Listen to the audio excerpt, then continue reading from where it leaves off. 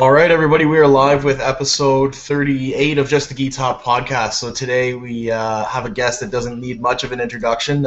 Everybody should know already, Robert Drysdale, multiple-time world champion, ADCC open weight champion, currently 6-0 MMA career, signed to the UFC. So, Robert, first of all, thank you so much for coming on today.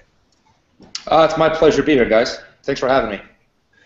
Just to quickly introduce our regular podcast members, there's myself, Adam Cousins, we have Jordan Short, and we have Ahmed Chirani. Hello. Hey. And just really quick, guys, just a shout out to two sponsors right now. No, this is all good. This is part of the feeling here, you know. This is, you know, you can't, anyway. So yeah, two sponsors and two promo codes they announced, guys. So veryhardtosubmit.com. Promo code JTGT to save 20%. That applies to anything in the store, from gis, shorts, rash guards, etc. And Pohada Gear sells that San Fran Urban Gear. That's PORRADAGEAR.com. Again, promo code JTGT. Thank you. Awesome. All right, so Robert, maybe we could just kind of kick it off by, if you could just talk about how you got into Jiu-jitsu in the first place. Well, basically, I sucked at all sports.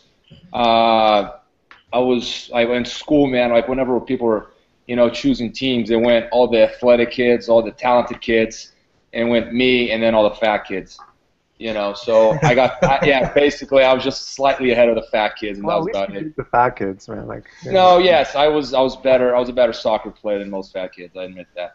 But it sucked, man. Like I just, you know, there was a part of me telling me that I should be great at something, but I was failing at everything. And I think deep inside it's because I wasn't passionate about any of the sports that I was practicing. I did a lot of mountain biking as a kid. I played basketball, volleyball. Obviously, growing up in Brazil, soccer was a big thing, and I just felt that I wasn't really good at any of them. But there was certainly a drive there, you know. And Jiu-Jitsu started becoming more popular in Brazil after Royce Gracie and the UFC, and I kept hearing more and more about it. I was about 16, and I decided to give it a try, and I fell in love with it right away. You know, it was immediate. Like as soon as I think my first class, and I knew that that's what I wanted to do, and that's what I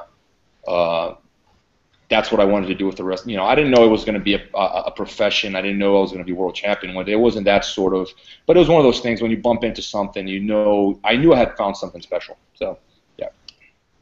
You mentioned, oh, I'm sorry, Adam. Go ahead. No, go ahead. I was going to say, you mentioned, I saw an interview with you, you said something like, you know, you were living with your parents, and actually this shout out to Budo J, because I saw this on All Rolled Up, but you're living with your parents in your 20s, and you were really focused on, you're going to make this your career, your livelihood, and you know, and you said like something like only 1% or so could actually make money and make a living off jiu-jitsu back then. Do you think that still applies in today's day and age? It's different in the United States. There's certainly more opportunities for you to make money from a gym. It's different, you know. Like in my heart, I had it that I was going to be broke for the rest of my life, and I just didn't care. And I think that a lot of people that make that leap into being full-time jiu-jitsu nerds, they have to accept the fact that there's a big chance that if you're going to live the jiu-jitsu lifestyle, there's a big chance you're never going to make any money from it. And once you accept that, it's so much easier to embrace jiu-jitsu because you've already accepted the fact that you're not going to do well financially ever. You have to accept that. You know, and if things turn around and, you know, you end up making some money, I have a good life today. You know, I can't complain, but it was never the primary motive. It wasn't even something I was expecting. It was more like a consequence of hard work. But it's a tough decision, you know. Like you know, when you're 18, 19, you're figuring out what to do with life, and your parents are like, do this, do that, or, you know, there's a lot of social pressure on individuals, and for you to take that step and commit 100% to jiu-jitsu is a big leap of faith. And in my case, it wasn't even I was expecting anything out of it. It was more out of, I'm just having too much fun here. I can't stop. You know, like I don't care about the consequences. There's a sort of a reckless element to it, like bordering on irresponsible. Like I understand where my dad was coming from, you know, but I just didn't care, you know, and I don't regret it. And even had I not won world championships and being able to make a living from jiu-jitsu, I still wouldn't have regretted it. Best life ever. I can't complain. It's the best lifestyle. Well, when exactly was that turning point for you? Like, what year? How old were you? And what accomplishment was it that said, okay, that's it. This is a career now, and you know, things financially picked up for you? I think it would have been after I got my black belt. I started winning some big competitions as a brown belt, so I started seeing myself as someone successful in the sport, even as a purple belt. I think that it was a slow process. It wasn't like one day you just wake up and, oh, I'm successful at jiu-jitsu now. It was a process, but I think that when I won the world championships as a black belt, like at that point, I was like, all right, this is a big event. This is very significant. At that point, I started teaching seminars, so there was some money coming in. I got better sponsors, and then of course, ADCC was a big a win for me, and that did a lot for me. Like every day of my life, I thank ADCC for existing as a tournament. It changed my life. But it was, I think at that point I was sort of confident that I was going to make a good living. When I moved to Las Vegas, it was very helpful professionally. 1 second, guys. Hey, no, this is what we do, this is baby Cleo. I think she likes jiu-jitsu. My other daughter doesn't. Yeah. Hi, baby. You want to eat? Get Kavaka to say hello to this. Where's Kavaka? Kavaka's staying with me. He's going to say hi. Where's Kavaka? Okay, no, that's great. This is awesome. Kavaka, chega aí. And, e falar oi pros caras aqui, ó. Olha na câmera aqui, dá oi pros caras. Vai te entrevistar depois também. Hey guys. Hey, Rodrigo. How's it going, you guys got to interview this guy next. He's going to be in Vegas for till the Worlds. So you guys got to do an interview with him. For sure, it'd be an honor. For sure. So guys, so he's cooking dinner tonight. I'm worried. I don't trust him at all. I trust his 50-50. I trust his footlocks. I don't trust his cooking skills. So Robert, maybe you could talk a bit about the formation of Zenith and how that came together with you and Rodrigo. Yeah, man. Me and Kavak have been good friends for years. I've known him since, man, that was back in the day at Braza, man. And we were killing it, man. We were the big team at the time, and he joined, and it was nice to have someone my weight to go against. He's actually a bit heavier than me, but it was finally I had some big guy to roll with. It was always me training with like Lucas and Damien, Andre, and those guys are always lighter than me. So we became friends right away, and there was an immediate bond.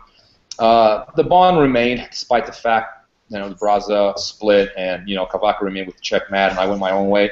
We remained good friends, and we kept communication. And one day we sat down, we decided we wanted to do something, just the two of us, and see what direction it would take. We have similar ideas of teaching jiu-jitsu, of how a team should be run. We have very similar vision to where we would like to be a few years from now. So I think that we have a lot in common. So the partnership has been great. We've been doing really well in tournaments. We're growing rapidly. I'm really excited about the prospects, about the future. When this camp, we have so many great guys coming over. We're having a camp for the Worlds right now. We did great at the Pan Ams. We did great at the Brazilian Championships in Brazil. We were leading the Brazilian Championships in Brazil. We've been a team that's been around for 7 months. We were leading ahead of Alliance and all Tracy Bah and all the other big teams.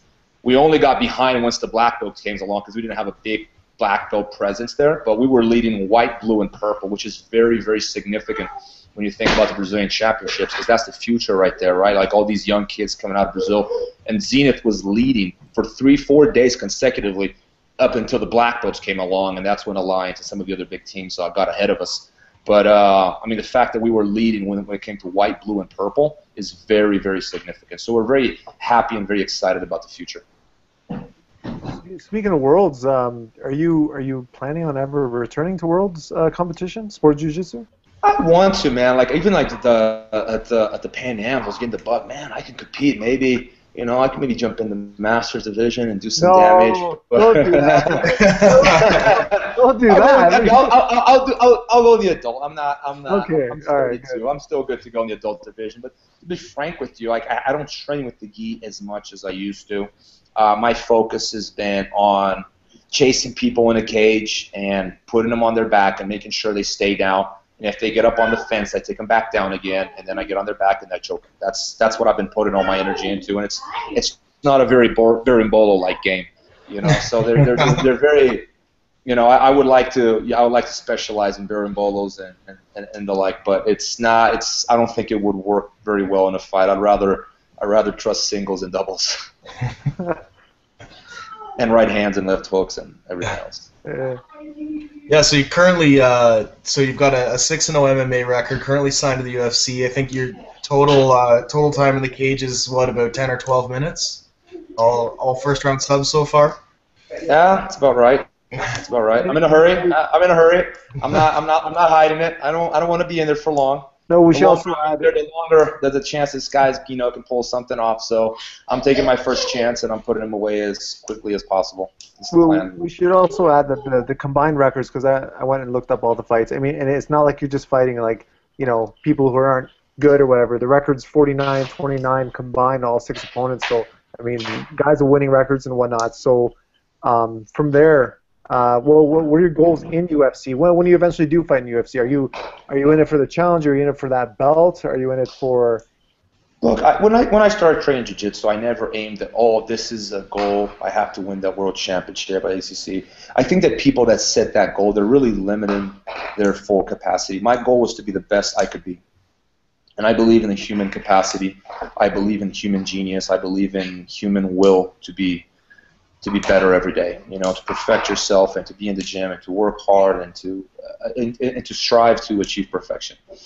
All right. So when I started training jiu-jitsu, I just wanted to be better every day. Like every day, I had to improve. If I trained with a guy who was a higher rank and he made me tap once, next day he wasn't making me tap, and next time in the following class I had to make him tap. And if I happen to tap him once, the next class I have to tap him twice. And that's kind of how my mind works. Like I'm very frustrated if I don't see improvement, and that's kind of how I see MMA. I want to improve, and I want to be the best that I can be. If that means a belt, great. If that means more than a belt, great. If that means less than a belt, great. So long as I achieve my maximum potential, and so long as I'm constantly improving, and I believe that I have been.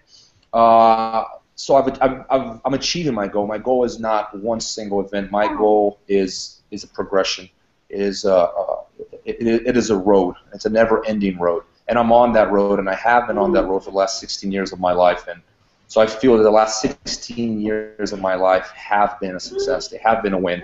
Many losses, many bumps along the way, but nonetheless a win.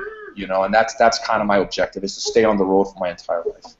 Your goals for future fights coming up. You play, like, obviously a very heavy ground, but I mean, your striking must be coming along if you take that same sort of approach with your training. When are we going to see you knocking people out inside the cage? You know what, man? I've been told by multiple people my striking is actually pretty good, man. I've been sparring with a lot of people for a while now, and even when I have guys that are, you know, known for their striking in the UFC, like I do all right with, like, I haven't gotten my butt kicked striking in a while, you know. Like but it's different, you know. When you go in there, I know that my striking is nowhere near my jiu-jitsu, so it's hard to. It's kind of like if you're going to a war and you have a secondary weapon and a primary weapon. It's like, why would you start the battle with your secondary weapon instead of your primary weapon, right? That's kind of how I feel about it. Like I have my rifle. And if the rifle fails, I'll pull out my handgun, but I don't see the point of going out there with a handgun when you've got a rifle on your back. You're just basically using your striking to set up your takedowns and things like that. Yeah, I think there will be a moment there where I'm going to be set up against some tough opponents that will be hard to take down and may have a hard time finishing the takedown. They might be able to get back up. Who knows? And I'm confident that I can strike with the guys in there. You know, I've been told by people who are far more experienced than me in striking that my striking is more than good enough to hang with anyone in my division. But you know, it's still a process. You know, it's not something that when on the confidence level it comes as easy to me as my jiu-jitsu. But it's going to happen. I think that eventually, you know, I think people will see my striking, and I think it'll be much better than what people expect. Yeah, and like, you know, just following you on Instagram and seeing the things that you post, like you've got a lot of high-level guys training with you, right? I always see pictures of Frank or Forrest, right? Vinny Magalis, like those kind of guys. So obviously you have a lot of high-level training partners to keep you sharp there. Yeah, I mean, Vegas is there's so many great fighters in Vegas, you know. So that is certainly an advantage of being here, and I feel that my striking has come a long way, and I feel huge improvements every day. Yeah, I think the day will come. I'm not hurt when it comes to training partners, and I think the day will come when you know, the striking might be the key to victory, and I'm ready for that day. So be honest. Go ahead there. No, go ahead, Jordan.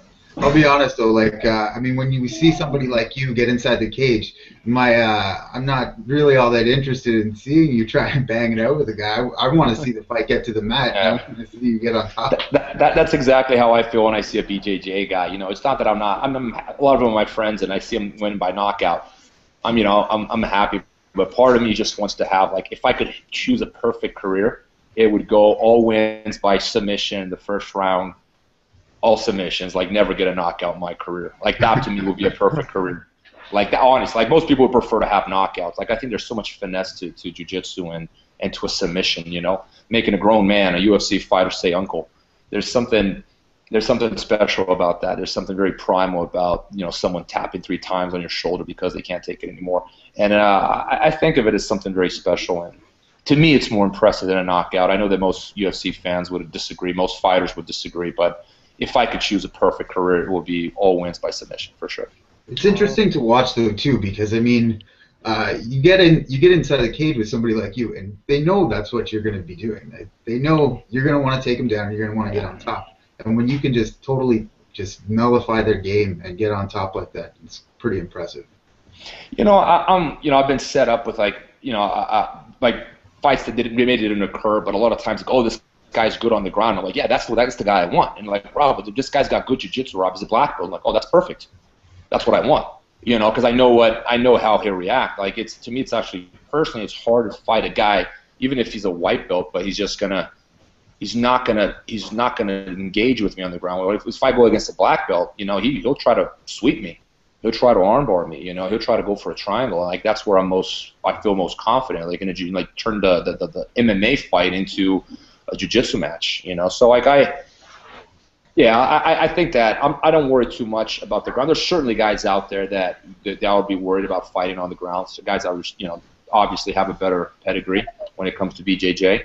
But for the most part, like, you know, I'm confident I'll be able to, you know, top or bottom fight anyone in the UFC in my weight division. Who are some guys in the UFC right now that, you know, their jiu-jitsu in the cage really impresses you? Anyone out there that really sticks out in your mind? You know, I could think of a lot of guys that have a BJJ background that do extremely well, but I think the only one that remained pure to jiu-jitsu, that is 100% jiu-jitsu, is Damian Maia. Like you see Jacare doing exceptionally well. Verdun, I mean, his striking is probably as good as his jiu-jitsu these days. And you know, it's certainly impressive to see a Jose Aldo who doesn't even go to the ground. People don't realize, but Jose Aldo is really good at jiu-jitsu. I know this because I used to watch him compete back in the day. So it's certainly impressive to see them win and see their striking improving. But, you know, to see a guy that is 100% jiu-jitsu like Damian Maia is kind of cool to watch because he's not a wrestler. You know, he's got decent hands, but that's not his forte. People know that. It's pretty much just get you to the ground and get your back and choke you, you know. So I think that technically that guy would be Damian Maia. Okay. Going into UFC, Robert, and if you don't mind us asking this question, the whole TRT thing. Can you give your side of the story on that? And again, we talked a little bit. It's been kind of hush hush. There's not much known about it, or you know, you willing to go into some details? Well, basically what happened is I was feeling run down from training, and I came from a rough camp, and you know, I would just have a hard time recovering, and a couple of friends recommended, dude, you should go get your levels checked, go get a blood exam, find out what's going on. You might be deficient on something, right? So I went, and my levels came back extremely low. I went to a doctor, and my levels came back very low. So I got worried. It messed up with my head. So at that point, I was like, well, what can we do about this? And the doctor gave me a prescription. Well, the first thing I did, and this is why no one can accuse me of any dishonesty throughout this process, because the first thing I did was go to the commission and the UFC with my prescription, even before I picked it up. Like, guys, this is what's going on here. Because I knew that there were other guys that had done this through this route. Dan Henderson, Vitor Belfort, I think Forrest was on there for. Like, a number of fighters were went through this process, and I wanted to do the same thing. My levels came back low, and I had a doctor's prescription. At the end of the day, doctor is the expert. He knows best. If he says it's what I need, you know, I'm not a doctor. I don't know what's going on. He just gave me the prescription. I'm going to go to the UFC and the commission with the prescription, and I wanted to do everything over the table, and that's exactly what happened. Somewhere along the way, I misunderstood the process. I can be blamed for stupidity, not for dishonesty. I thought I had a license. I thought I was good to go. You know, one day they call me and they go, Rob, you're getting randomly tested. You have to be at the lab tomorrow. And I'm like, okay, cool, but no surprises here. You guys know I am on TRT because I told you guys. You know, so I mean, I guess I could take the blame for not understanding the process as thoroughly as I should have understood it before I initiated the TRT. You know, at the end of the day, people will accuse me for dishonesty, but there really was none. So I went, you know, and the levels came back, and the most surprised person, because my levels came back in 19-1, and I was like, what the hell does that mean? And was myself when my levels came back at that much, because I didn't know what that means. No one knows what that means.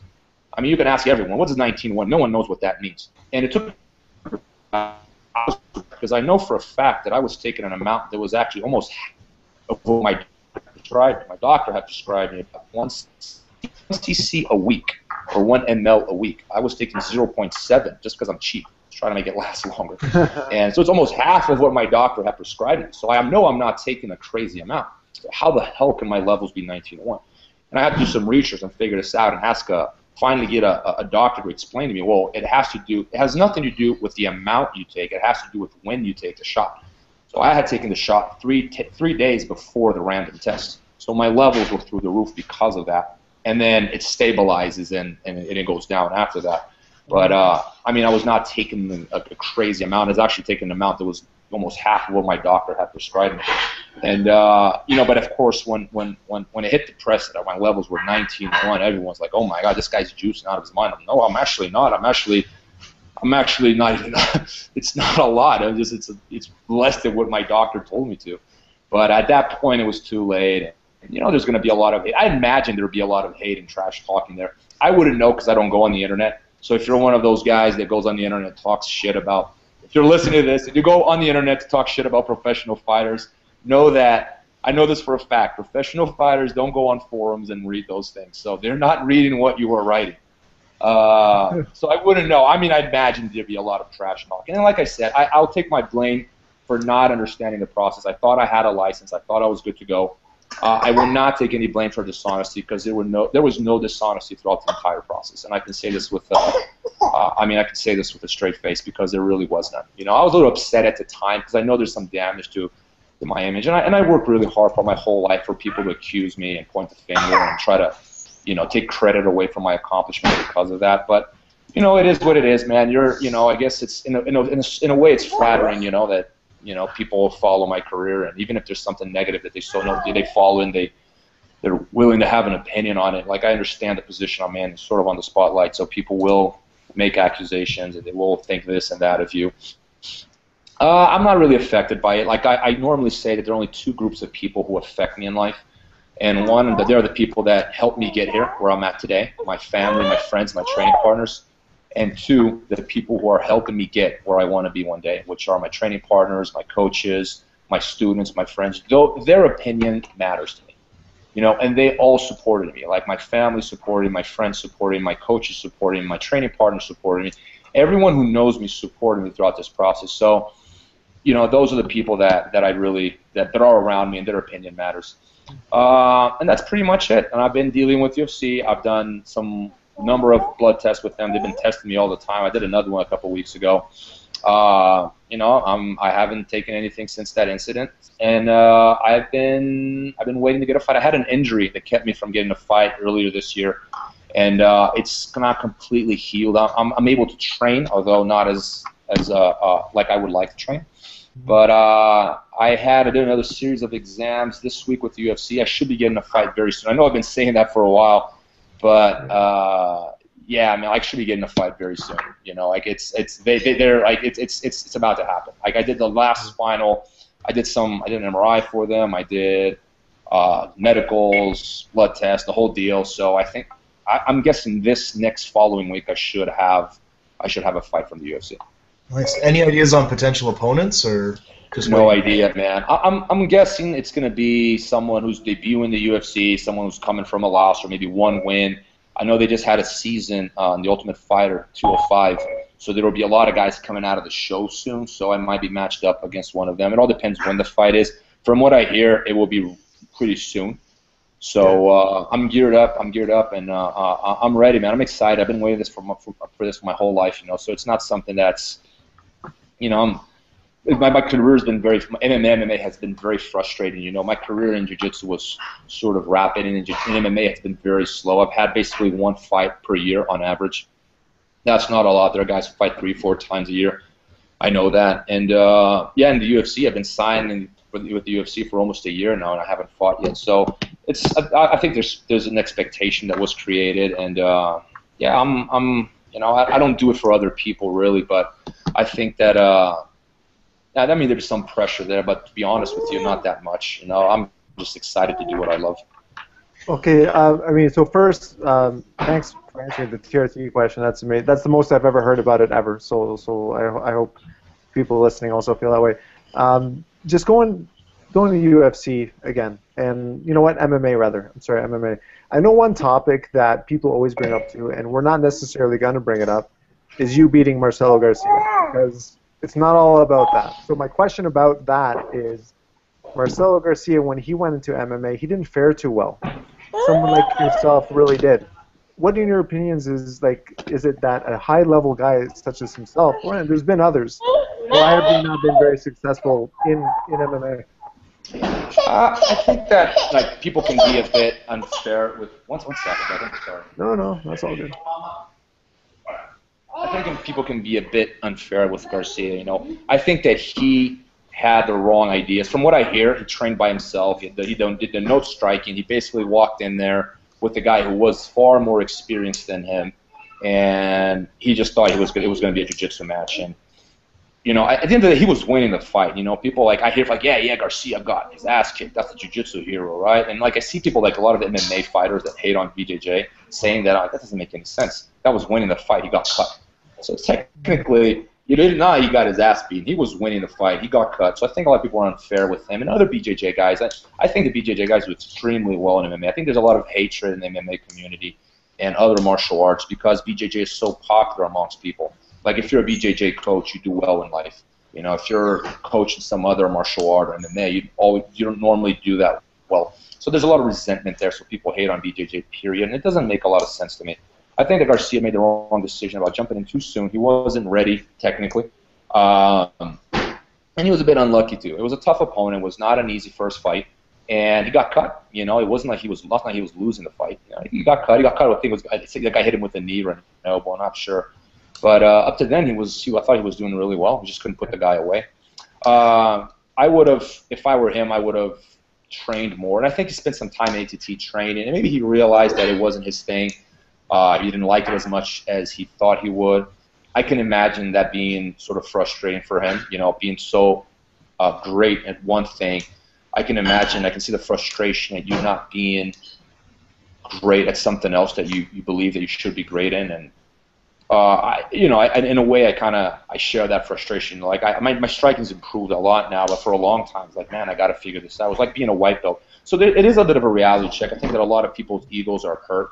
I'm not saying Garcia specifically. People in general, when they go, they're used to being so successful in one thing. For them to take a step back and realize that they're white belts at this new martial art, it is a blow to the ego. I think that making a transition to MMA above all was very humbling. Because in so many ways I was a white belt. I didn't realize that I had so much to learn in something that I thought. You think, oh, you're good at jiu-jitsu, I'll be good at it. They're so different. And the same thing holds for any wrestler, any boxer that makes a transition into MMA. So there was a humiliating experience, and I think that's what martial arts are all about. I think that fighting is about humility. It is about losing and failure. It's about frustration and going through those frustrations, going through that wave of emotions. Of one day you're doing great, next day you're doing bad, and not everyone wants to deal with that and go through that process all over again. Garcia's already so successful. And other guys, I think Brawley fought only once. He won, but I don't think he wants to fight again. But like you're so successful in jiu-jitsu, like why do you want to go back and climb that ladder all the way again? Like why would you do that? If you're already on top of this game, why would you want to walk all the way down and try to climb it again? You know, it's not an easy thing to do. It really isn't. And personally, I like to climb. I like the way up more than I like the being on top, to be honest. Yeah. I think that's one thing that motivated me was the fact that I was a beginner and I wanted to figure it out. I would never feel complete as a black belt had I not tried MMA. And I don't mean this to insult anyone I don't disrespect anyone who doesn't want to fight MMA. That's not what, it's me personally. I would not feel complete as a black belt had I not tried it. It's my personal ambition and challenge. But, you know, and I'm happy that I'm fulfilling that, but I'm going to admit, like, it wasn't easy. Getting beat up by people that you can tap in seconds, like people punching you in the head repeatedly because they're better strikers than you. It's not fun, you know. It's kind of, especially because you're a big target. Because people, this guy is ADCC champion, so everyone wants a piece of you. Everyone wants to, okay, this is MMA, buddy. You're going to show you what getting punched in the face feels like. Yeah. They have that attitude in the MMA world, so I got kicked in the head a lot, but I'm getting them back now. When it was Jiu-Jitsu Day, I got them back, so it was it all went well, and I enjoy that process, man. I enjoy the fact that I'm a beginner. It's something, and I think that not everyone enjoys that. Has the experience been what you thought it was in terms of the transition to MMA? In a lot of ways. One thing that I can't stand about MMA is that it's a very individualistic sport. Like in BJJ, maybe because Brazilians get a lot of smack because they're so tied into a group, and they're so political about teams, and you can't train anywhere else. And I get that. I think a lot of the criticism is justified, but there is something about that social bond that's created inside the gym that is really for the better of the sport. And MMA is like every man for himself. When I first moved to Vegas, I thought it was great that everyone cross-trained and there were no politics. It was every man for himself. And then I started seeing that people that I was training with today would have no problems cornering against me tomorrow. Like I started seeing that it was every man for himself. No one was really helping anyone. There was no group bond. It was very, very, like people would fight and then they disappear from the gym for 2 months. So basically you help them to fight, but when it's their turn to help you, they disappear. And I didn't see the camaraderie in MMA that I see in BJJ. And that's one reason I don't bounce around gyms anymore. I only train at my gym. I train with my students because I know they want what's best for me. And in MMA, there's a lot of, it's like every man for himself. And there are no teams in MMA. At least not in Vegas, I feel like. And I don't like that. I think my gym, that's how we operate. We're a team. We don't have maybe as many fighters as some of the other bigger gyms, but the guys that are in the gym, we're really like a family, and that's how I like to keep it. Oh, that's awesome. Robert, just going back to 2007 ADCC, yeah, you talk in a couple interviews you've mentioned this whole mental state of mind where you're unbeatable and you're feeling like no one can do nothing to you. It's like that day is your day, and you've only seen it a couple times, in your career.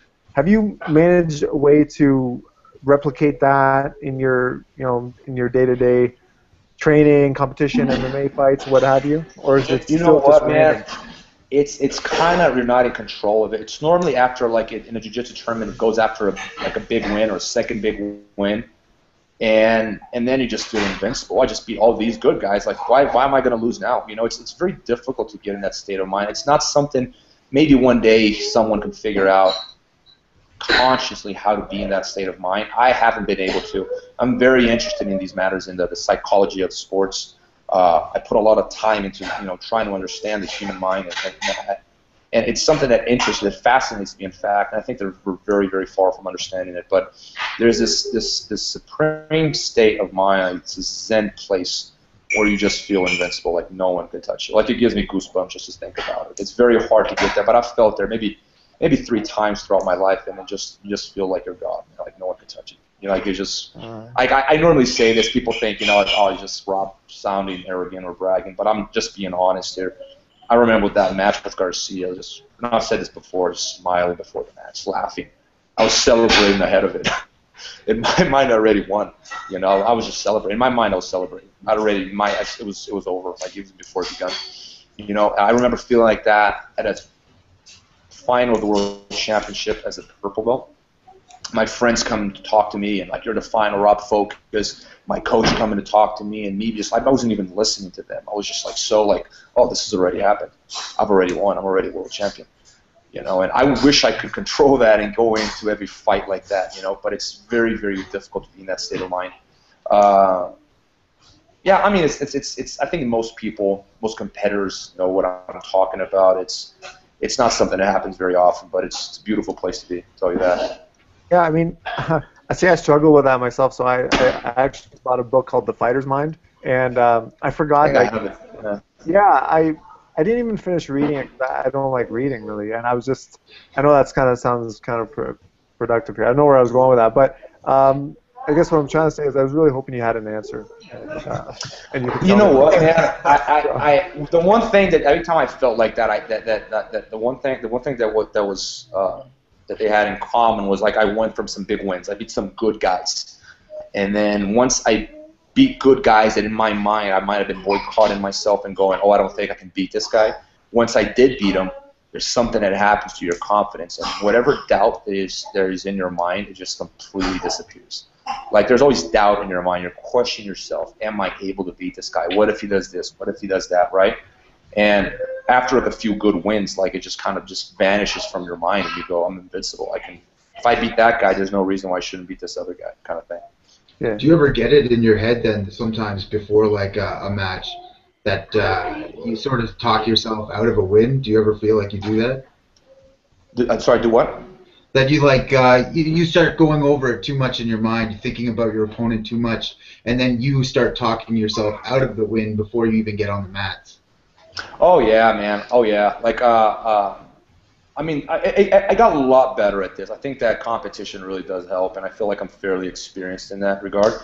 But like so many times I walked in there defeated. You know, like how many times I call it the Podium Syndrome. A lot of my students have it, and it drives me nuts. Guys will get to the semifinal or final, and then they're competing in a certain pace and in a certain way, all the way till they get to the semifinal where they know they're going to place. And then there's something just happens, and they just drop in performance. It just goes from being excellent to being mediocre. And like, dude, what happened? And then just like nodding their heads afterwards, and they go, oh, yeah, and I already know what happened. It's the Podium Syndrome. Like, I'm on the podium. That's good enough. So pressure is off. I can lose now. You know, and it happens to a lot of people, and it's really how you perceive yourself in your mind, and so many different things can influence that. You know, I mean, how you've been training throughout the last few weeks, and injuries, and maybe you had a fight with your wife or your girlfriend that morning and messed you up mentally. Like so many things can have an impact on that. If I'm on good terms with my coaches, or with, you know, like in Jiu-Jitsu was always like that. When I was on good terms with my coaches and they were there supporting me, I've always done better.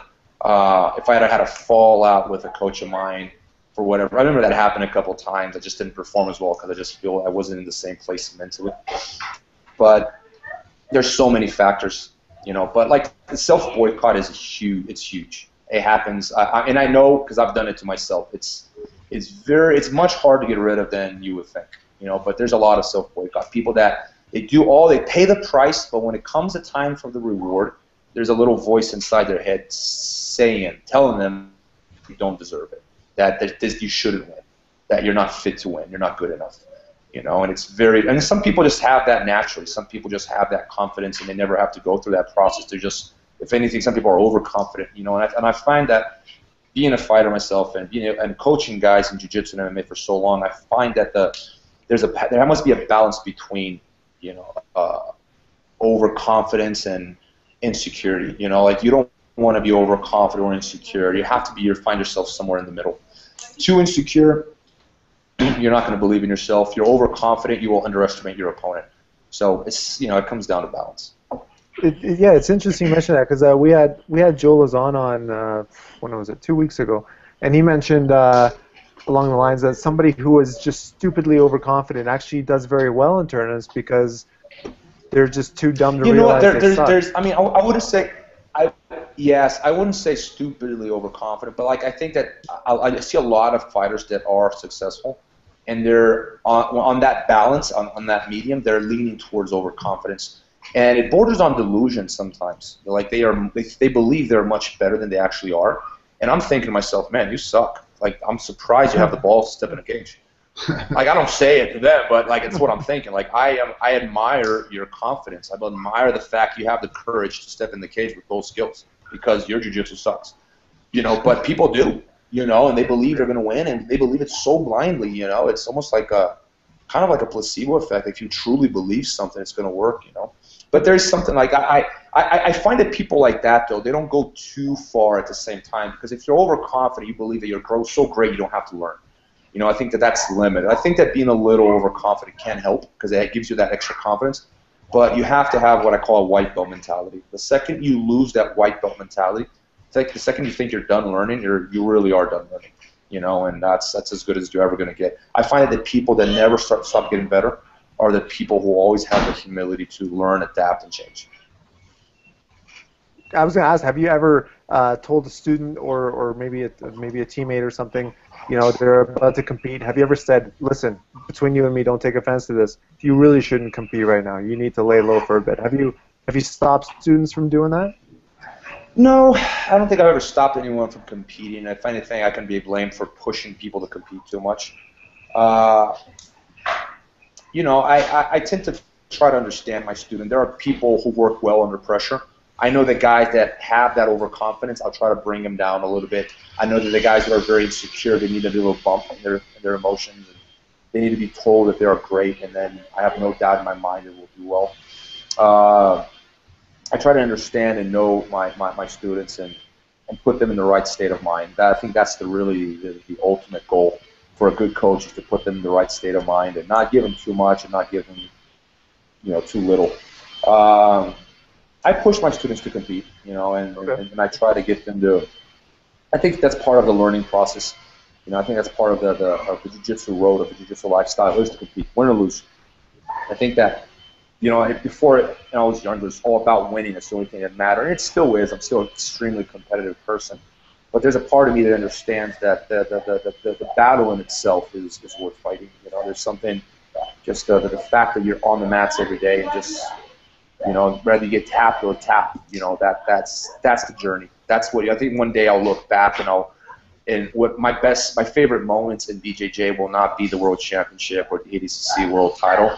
It will be being on the mats with my friends and laughing with them and having a good time and joking around with them and tapping them out, them tapping me out, getting swept and learning from your mistakes. And I think those will be the things that you will value most in BJJ. That's awesome. Is there, just as far as like tournament prep readiness goes, is there anything that you regularly did to kind of get yourself in the right mind frame with BJJ or now with MMA? I actually, it's funny you say that. I'm not trying to plug, you know, give myself a little plug here, but I'm coming out with a little, being a friend of mine who's a hypnotherapist, we're coming out with a little audio tape to help people prepare before training practice and before a fight, get them in the right state of mind. It's things that I've always told myself before a fight, before a tournament. And this guy is, you know, he's a professional therapist, so like we kind of sit down together one day and say, you know what, why don't we do something for BJJ to help people get in the right state of mind for competition? So it's not out yet, but it'll be out very soon. I think that a lot of people will appreciate it. You know, it's something just for someone to listen to before they go in there. Things that I've always told myself, and they have helped me. You know, anxiety is something that's always going to be there, but you can learn how to deal with it, and you get better at dealing with it. And after a while, it's still an obstacle, but it's an obstacle that you learn how to get over. You know, it becomes a little bit easier every time, and that's what we were trying to do. I do have like certain things that I've always told myself, you know, and saying things that I believe help me train and you know, and get better every day. Oh, that's awesome. Just maybe switching gears quickly back to MMA for a second. Have you found coming in as kind of a pure BJJ guy, you know, with a lot of the newer people that are coming into the UFC, having more of like, you know, people now are starting to train MMA like from the very beginning, right? So maybe like a more holistic approach from the beginning. You find that's a difficult thing coming in, or? Yes and no. You know what, man? It's a tough question, because a lot of people walk in. People that have a background, they understand hard work. They understand that there's a price to pay, right? Whether it's boxing, wrestling, whatever. But a lot of people that go into MMA, I call it the Ultimate Fighter generation, right? They watch Ultimate Fighter and they go, oh, I can do that. I fought in high school like 20 times. Or they go, oh, that's easy. I want to be famous. Yeah, I want to be on TV too. You know, and then they walk in there and they don't understand the price they have to pay. So they're not really skilled at striking or wrestling or jiu-jitsu. They don't have a background, but they tend to be very overconfident. They fall in that category I'll describe in a second ago. They're just kind of delusional about where they stand in the world. You know, like they believe they're so much better than they actually are. They're very, very difficult to deal with. Frankly, I've moved away. Like I have amateurs at the gym, but very few. I kind of moved away from amateur MMA because they're so difficult to coach. Like they believe they actually so much better than they actually are. Whereas people, when they come from a wrestling background, they have lost so many times in wrestling that they understand that there is a price, and you have to be in the gym every day, twice a day, every week, every month of every year for years before you get to the level where you can actually reap the rewards. They understand that process. So that's why I prefer to work with people with a background. Whereas sometimes, like for example, there are people in the gym that don't have a background. They just started in the gym striking MMA, and they do extremely well today professionally in MMA. But they're rare. Most people that walk straight into MMA and they want to learn everything at the same time, they tend to be from the tough generation, and they don't understand the price you have to pay. They don't have the discipline to be in the gym every day. They just want to be on TV. They want to be on a poster. They want to tell their friends that they fight. They want to talk the talk. They don't want to walk the walk. And I kind of lost my patience with people like that. Like I don't want to be around people like that anymore. I did that for a long time, and they exhaust you, you know, because they're so demanding and they're so hard to deal with. I'd rather work with pros these days. Do you find that people like that, with that attitude that come in, that just, you know, they want to tell people that they fight or whatever, those overconfident people, do you find that they don't last very long in the sport? They'll last long enough until they get some, I mean, as long as they're getting notoriety, like if they can get their face on a poster of an amateur promotion, or if they can blast it on Facebook that they're fighting and everyone's going to like it or whatever, you know. But the thing is, that's not enough incentive to keep someone in the gym every day. There has to be something that runs deeper. And, you know, if they don't have it, they don't have it. They'll stay in there long, you know, for a little while if they get some rewards. But once they start losing and people don't think it's that cool anymore, it's not fashionable anymore right now. It's sort of fashionable to do an MMA. But once that's not fashionable anymore, they'll quit. Like most of them will never make it to the pro level. If they do, they won't make it very far. Yeah, it has to do with, it's a trend, right? Like, so MMA is so popular now that everyone thinks they could be an MMA fighter. You know, I literally have people walk in the gym and tell me that they've been fighting their whole lives, and when I ask them their background, oh yeah, I have a bunch of high school fights. I swear, dude, that's what some people tell me that. And they're dead serious. Like they believe that is as valid as experience in the gym. Like they think it's the same thing. I fought a whole ton when I was a kid, and I'm good to go. I'm ready to fight professionally. It's happened. Yeah. If you own a gym, you know what I'm talking about. No, I mean, I've seen people, you know, come to class, like new people who are, you know, pretty arrogant about, you know, saying that they're not going to get held down and no one's going to submit me, and then it does, and then they never show up. But I can't imagine somebody would walk into an MMA gym and say that. That's just all the time, dude. I had one guy, I don't know if you got time, but like, I'll bore you with my story. This guy walks in, and like, I normally help people front desk, like, don't, you know, unless it's something important, don't try to answer his question or help him out at front desk, right? They don't get to me. And this guy insisted he wanted to talk to me, and I finally sit down with this guy, and he goes, Rob, I developed this new technique, and I want to share it with you. And I'm like, who the F is this guy? And this guy wants to show I developed this new technique that will revolutionize the world of MMA, and I want to show it to you, but it has to be in private. And I go, I don't know what this guy want, man. Like, I'm like, dude, I'm sorry, man. I don't have the time. I got to go. He's like, no, Rob, this will change everything. It's just, what is it, man? Tell him. Oh, it's a secret punch. And I go, and I'm thinking to myself, and I'm thinking, oh my God, does it really have to deal with this? And then the guy goes, no, Rob, I really have to show you. This is what changed everything. Can I please show you the move in private? Like, dude, I really got to go. I can't. I have to take off. And the guy was like, no, Rob, like, he's insisting that he wants to show me this move. I'm like, I'm sorry, man, I don't have the time for this. I was kind of rude at the end, and I feel bad because I'm normally, you know, pretty approachable. I don't like to mistreat people that, you know, come talk to me or whatever. But I mean, some people just have no clue, man. I mean, I've had some interesting people come talk to me at the gym. I mean, having the gym is kind of fun. You know, there's a lot of good laughs. I was really hoping you did it because I was wondering what the secret punch was. You know, I there was part of me that was curious, but I don't think I would have stopped myself from laughing, you know. And then he wants me to close the gym so he can show me the move, just me and him in the gym. At this point, I'm starting to think it's kind of creepy that he wants to. Yeah. So I'm thinking, what's the deal with this guy, man? I mean, I don't know. Maybe he's in love with me. Maybe he has a gun with him. I don't know, man. I don't know the guy. But just like a random person walked in and wanted to revolutionize the world with MMA. Do you think you would recognize this guy if he started shooting up through the ranks, winning fights? I would regret it, and I think that you had your chance. I would regret it for my entire life. No, you have to fight. Okay, so last question, Robert. Just back to jiu-jitsu, sports jiu-jitsu. Who right now out there are you really? You know, let's keep it to black belts. Who out there really is really impressing you right now with the progression and, you know, their victories and whatnot in the worlds of, I guess, more of the IBJJF tournaments? You know what, man? Like I could give you a long list of people that I think are technically amazing, but I think my whole conception of what's amazing has changed throughout, you know, the years, and I really look up to people that I can look up to not only on the mats but off the mats too. And I think there's so much ego in the world of fighting. There's so much vanity. There's so much hypocrisy. There's so much bragging, so much posturing, man, that I stopped looking up to people that I thought were amazing on the mats. And I just like, you know what? Maybe you're amazing on the mats. You're an idiot. I just don't admire you, you know. So these days I stick to the people who I think they're amazing on the mats, and they're also amazing human beings off the mats. You know, so those are the people that I look up to. Like people like, I'm not saying this because the guy's my partner, but I think Kavaka's an amazing human being. Lucas Leite was not even part of my team. I think he's one of my best friends. I think that guy's an amazing person. You know, Gilbert Dudin is an amazing fighter, amazing person. Like someone like it's so easy to deal with him because he's so humble. People like that are the people I admire.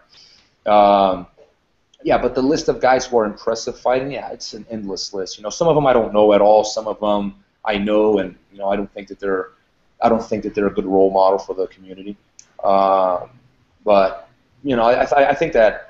I mean, most people just look. I don't care if the guy's cool or not. I just care if the guy's good at jiu-jitsu. And I used to be like that. These days, I go, you know what? I care about you being good at jiu-jitsu and you being a good role model for your students. You know, I think that jiu-jitsu is not just about making people tap. You know, jiu-jitsu is about humility. It's about, you know, becoming a better human being and being a good role model for the people around you that look up to you. You know, so I think that's a big part that is often ignored. A lot of traditional martial arts emphasize that aspect, and we always frown upon them. You know, it's like, oh man, that's not, you know, spending too much time talking about discipline and loyalty and philosophy and blah blah blah. Not enough time on the mats, and that's true. You know, and I think BJJ has gone the other way. We spend so much time improving technically, but I think that there's another side to fighting that we ought to learn from, and I think that's been often neglected because people they spend too much time only thinking about the technical, and there's more to it. You know, I believe so, at least. That's awesome. Thanks for the answer. That's great. We do have a couple questions, like viewer questions here, Ahmed. If you wanna, I can get into those. Yeah. Okay. What, like fan questions? Yeah. Oh, sorry. I didn't even. Yeah, that's right. Yeah. Go ahead. Yeah. People watch this. Oh my god. Yeah, I forgot. All right. We got a couple questions here. The one is from Derek. He's saying, Robert, went to your seminar in Montreal. Just wondering what are the best tips or qualities someone would need who wants to open up an academy down the road that is not yet a black belt or famous world champion. So qualities that make a good academy owner. I think it has to do. I mean, it depends on what your goal is. You know, like I think that there are people out there that are very business oriented. They'll give you all the right business advice, and they will be right. I'm not a business expert. I don't pretend to be. I have a fundamental understanding of it. Luckily, my wife does most of the work that I'm not good at, and I admit it. But it depends on what kind of gym you're trying to create. You know, I try to have a happy environment. I have people from all over the world who come to train, and I hear this a lot. So I'm very proud of this. Like, wow, this is such a friendly gym. Everyone is so cool and chill, and there's no No one's trying to hurt anyone. No one's looking down on you. Everyone's so nice to you right off the bat. And that's the kind of environment that I've managed to cultivate in the gym. And that's what I tried to create from the beginning. And I think we've achieved that. And that I'm very, very proud of that. Any of you guys are going to show up at my gym one day, and you will be treated like family. Like, you feel like you've been trained there your whole life. You know, people will be calling you by your name right away, and no one's going to look down on you. No one's going to try to hurt. No one's going to make you put your gi inside out or anything stupid like that. You know, you can wear your patch. You know, there are gyms that will make you wear. If you have like your own school gym, you'll have to wear your gi inside out because your patch cannot be shown on their mats. I've never heard of that. Actually, maybe it's a Brazilian thing, but it's quite common in Brazil. Old school, not so much anymore. But I mean, yeah, no one's going to be doing that at the gym. So it really depends on what kind of gym you want to cultivate. I would recommend just, you know, like really selecting the good people. And if there are bad people, two things will happen. They either have to change. The bad apples, they have to adapt, they have to change, and they have to fit in with everyone else. There's no such thing as I'm special and I'm different. I don't believe in that. I think that the group is harmed when individuals believe that they are better or more important or special or that they deserve any sort of privilege. I think that the entire group loses, and if the individual doesn't understand that, then he's better off leaving. And sometimes that happens, and two things happen. The person's either going to change, A, or B, they're going to leave. You know, and I think that's the way it ought to be. And I think that as a gym owner, you can't be afraid of losing students because of that, because there are such things as rotten apples, you know, and it's unfortunate and they're tough decisions that sometimes we have to make. But if it comes to it, then you're better off losing a student than you're going to have, you know, that there have someone in there that's going to, you know, cause more problems or infect the entire gym. You know, it's a difficult question to answer, but my idea of a gym is to create a happy, friendly environment.